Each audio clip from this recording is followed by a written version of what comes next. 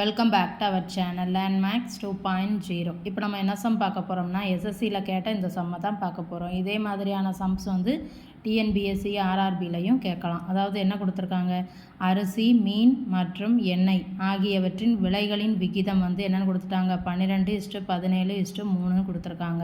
மூன்றின் விலைகளும் தனித்தனியே. இப்போ அரிசி வந்து எவ்வளோ பர்சன்டேஜ் இன்க்ரீஸ் ஆகுது, 20%. அதே மாதிரி மீனின் விலை வந்து 30%. அதே மாதிரி எண்ணெயின் விலை வந்து 50% அதிகரித்தால் ஏற்படக்கூடிய புதிய செலவு தொகையின் உயர்வு சதவிகிதம் என்ன அப்படின்னு கேட்டிருக்காங்க. இப்போ வந்து அரிசி, மீன், எண்ணெய் அதனுடைய விலை, அதனுடைய ரேஷியோ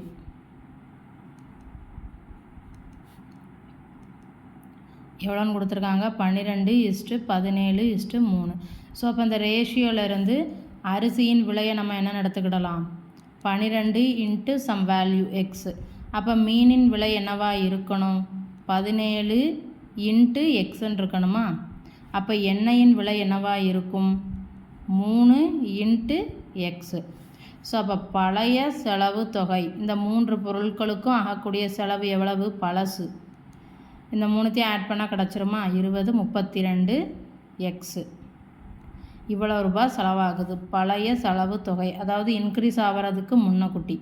இப்போ வந்து தனித்தனியே, அப்போ புதிய அரிசியின் புதிய விலைன்னு வச்சுக்கலாமா, என்னவா இருக்கும், 20% இன்க்ரீஸ் ஆகுது. அப்போ 12xன் இதான பழைய விலை, 12xன் 120%ன்னு எழுதிக்கலாமா. ஸோ அப்போ இது எப்படி எழுதலாம், 12x இன்ட்டு 120/100, ஏன்னா பர்சன்டேஜில் இருக்குது. ஸோ இதை அடிக்கலாமா, 6 இங்கே 5ன்னு கிடைக்கும். ஸோ அப்போ 12,72x/5. இதுதான் அரிசியோட புதிய விலை.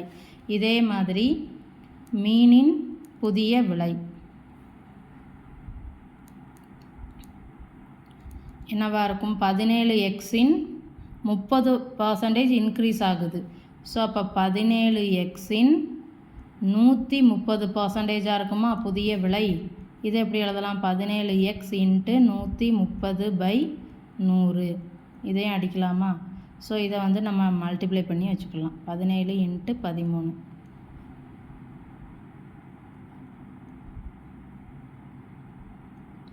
(221/100) 10 இன்ட்டு எக்ஸ். இது வந்து மீனின் புதிய விலை. இப்போ நமக்கு வேறு என்ன தேவை, எண்ணெயின் புதிய விலை தேவை. அது எவ்வளவு இன்க்ரீஸ் ஆகுது, 50%. ஃபஸ்ட்டு எவ்வளோ இருக்குது, 3 இன்ட்டு எக்ஸ்ன்னு வச்சுருக்கோமா அந்த ரேட்டை. ஸோ அப்போ 3xன் 150%ஆக இருக்குமா. ஸோ அப்போ 3x இன்ட்டு 150 /100. ஸோ இதை அடிக்கலாமா, 3 வந்து 2ன்னு கிடைக்கும். ஸோ அப்போ 9x/2. ஸோ அப்போ 3 பொருட்களினுடைய புதிய விலையை நம்ம கண்டுபிடிச்சிட்டோம். இப்போ இந்த 3த்தையும் ஆட் பண்ணிவிட்டு கிடைக்கக்கூடிய புதிய செலவு தொகையை கால்குலேட் பண்ணிடலாமா.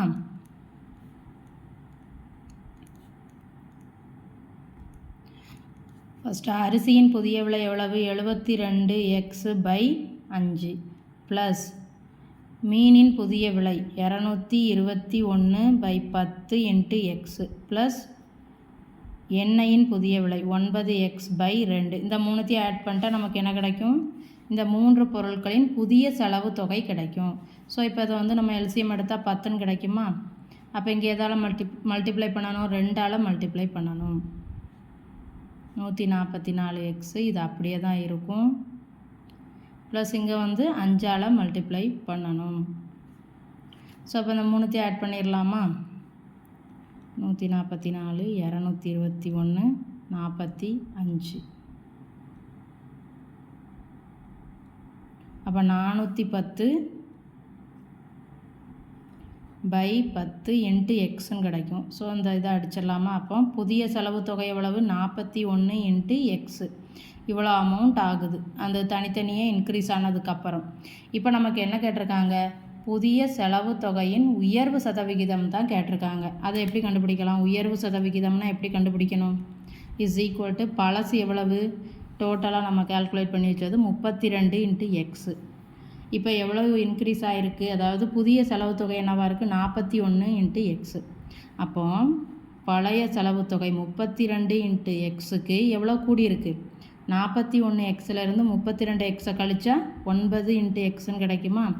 அப்போ 32 எக்ஸுக்கு 9 எக்ஸு கூடியிருக்குன்னா இன்ட்டு 100க்கு எவ்வளோன்னு போட்டால் நமக்கான ஆன்சர் கிடச்சிரும். ஸோ இதை அடிச்சிடலாமா, இங்கேயும் அடிக்கலாம். 25 இங்கே வந்து என்னென்னு கிடைக்கும், 8. ஸோ அப்போ 9 இன்ட்டு 25/8. அப்போ இதை மல்டிப்ளை பண்ணால் என்ன கிடைக்கும்,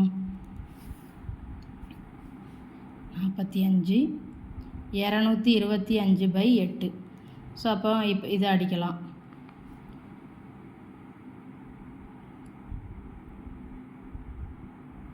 அப்போ 28 இன்ட்டு இது எப்படி எழுதலாம், 28 கீழே 8 வரும், மேலே 1 வரும். ஸோ இவ்வளோ பர்சன்டேஜ் வந்து இன்க்ரீஸ் ஆகிருக்கு. ஒவ்வொரு பொருளின் விலையும் இவ்வளோ பர்சன்டேஜ் தனித்தனியாக இன்க்ரீஸ் ஆனனால புதிய செலவு தொகையின் உயர்வு சதவிகிதம் என்னவாக இருக்குது, 28 1/8% இருக்குது. வீடியோ பிடிச்சிருந்தா சேனலை சப்ஸ்கிரைப் பண்ணுங்கள், வீடியோவை ஷேர் பண்ணுங்கள். தேங்க்யூ.